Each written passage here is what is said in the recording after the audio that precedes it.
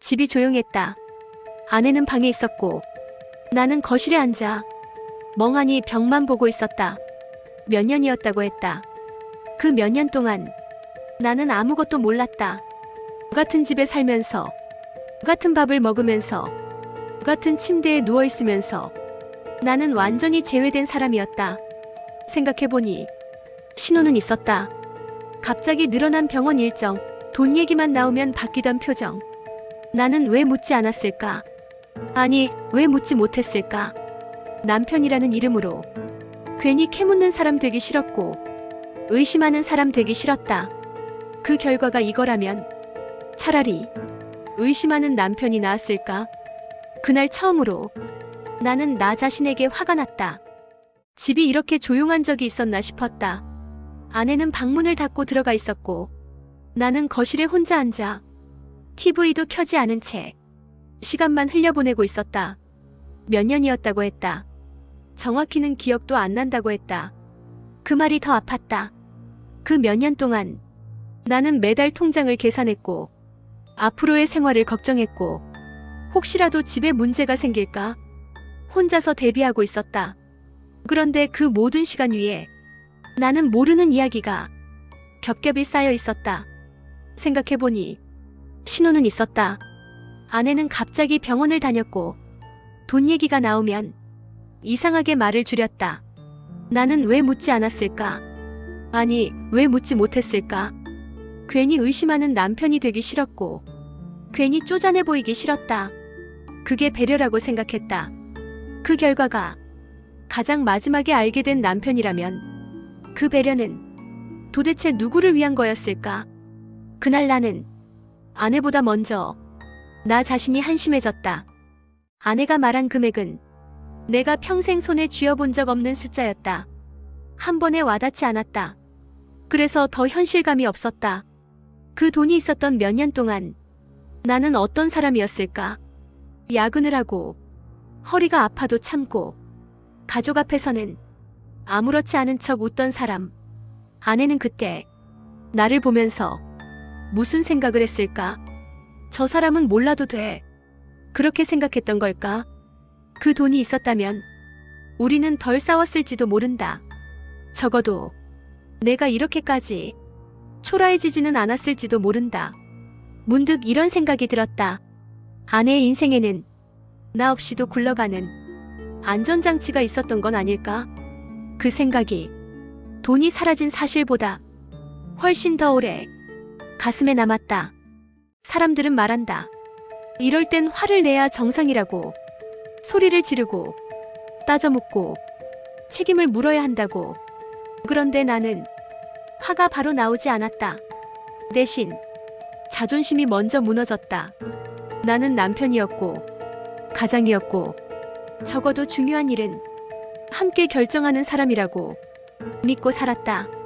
그 믿음이 아내의 비밀 앞에서 아무 의미 없었다는 사실이 나를 조용히 무너뜨렸다. 아내는 나를 보호하려 했다고 말했다. 그 말이 이상하게 더 아팠다. 나는 보호받는 사람이 아니라 함께 짊어지는 사람이고 싶었다. 그 차이를 아내는 몰랐을까? 아니면 알면서도 선택한 걸까? 아내가 숨긴 건 돈만이 아니었다. 말하지 않은 시간들이었다. 그 몇 년 동안 나는 아무것도 모른 채 계획을 세우고 미래를 걱정하고 가족을 위해 선택했다고 믿으며 살았다. 그런데 이제 와서 보니 그 시간들 위에는 항상 비밀이 얹혀 있었다. 문득 떠오르는 장면들이 있었다. 돈 이야기를 꺼냈을 때 아내가 고개를 돌리던 순간 병원 이야기를 하며 괜히 빨라지던 말투. 그땐 그냥 피곤한가 보다, 생각이 많은가 보다 하고 넘겼다. 이제 와서 생각하니 그건 모두 말하지 않기 위해 선택한 아내의 표정들이었다. 비밀은 현재만 속이는 게 아니었다. 과거까지 다시 쓰게 만들었다. 우리가 웃던 순간도, 함께 걱정하던 밤도 이제는 전부 다른 의미로 떠올라 버렸다. 나는 그 시간들을 다시 살 수 없다는 게 가장 아팠다. 아내는 울면서 말했다. 처음엔 말하려 했다고. 그런데 하루 이틀 그렇게 시간이 흘러버렸다고. 남편인 내가 돈 앞에서 변할까봐, 가족이 흔들릴까봐 그게 무서웠다고 했다. 나는 고개를 끄덕였다. 이해가 안 되는 말은 아니었다. 하지만 이해와 용서는 같은 방향으로 움직이지 않았다. 아내의 말은 머리로는 이해됐지만 가슴까지 내려오지는 않았다. 나는 묻고 싶었다. 그럼 나는 뭐였냐고. 그 몇 년 동안 당신 인생에서 나는 어떤 사람이었냐고. 하지만 묻지 않았다. 이미 너무 많은 걸 알아버린 뒤였다. 그날 나는 아내를 설득하지도 용서하지도 못한 채 그저 듣기만 했다. 돈은 거의 남아있지 않았다. 그 사실은 생각보다 덜 중요했다. 진짜 문제는 내가 다시 아내를 믿을 수 있느냐였다. 믿음은 한 번에 무너지지 않는다. 조금씩 아주 조용히 금이 간다. 나는 그 금이 언제부터 생겼는지 이제야 알게 됐다. 아내를 의심하지 않기 위해 더 애썼던 나 자신이 이상하게 느껴졌다.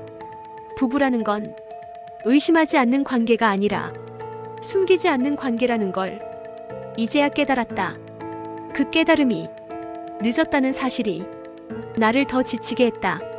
우리는 여전히 같은 집에 살고 있지만 이전과는 다른 방식으로 서로를 바라보고 있다. 아직 답은 없다. 우리는 이혼하지도 않았고 완전히 회복되지도 않았다. 다만 한 가지는 분명하다. 나는 가장 마지막에 알게 된 사람이었다. 그 사실은 시간이 지나도 쉽게 사라지지 않는다. 돈은 다시 벌 수 있고 생활은 이어지겠지만 신뢰는 다시 만들어야 한다. 그리고 그건 아주 오래 걸리는 일이다. 이 이야기를 꺼내는 이유는 누군가에게 묻고 싶어서다. 비밀은 정말 가족을 지키는 선택이었을까? 아니면 가족 중 한 사람을 조용히 밖으로 밀어내는 일이었을까? 나는 아직도 그 질문 안에 서 있다. 이야기는 여기서 마무리됩니다. 함께한 시간 감사드리며 다음 편에서 다시 인사드릴게요. 구독과 좋아요는 큰 힘이 됩니다.